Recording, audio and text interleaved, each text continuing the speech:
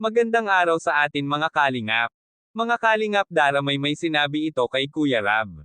Ano kaya ito? Pero bago po yan mga kalingap, kung bago pa lamang kayo sa channel ko, baka naman po pwedeng pa-like and subscribe my channel para lagi po kayong updated sa aking videos.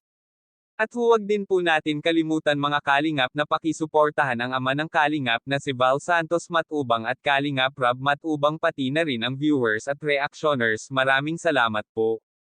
Mga kalingap, Dara humingi ng advice kay Kuya Rab dahil gusto ito ni Dara na mabuo at kumpleto sila ngayong bagong taon, kaya maging masaya siya nito.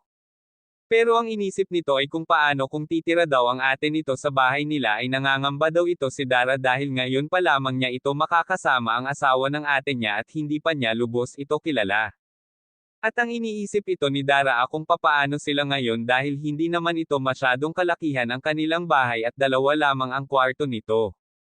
Siyempre bilang may asawa ay dapat meron sila itong kwarto at privacy para sa kanilang mag-asawa, kaya sabi ito ni Dara ay kung ano ba dapat ang kanyang gagawin dito, kung kakausapin na lamang niya ang kanyang tatay para si tatay na lamang ang magpaliwanag sa kanyang ate at ipaintindi ng mabuti. Kaya mga kalingap, hanggang dito na lamang po muna ang update natin kay Dara.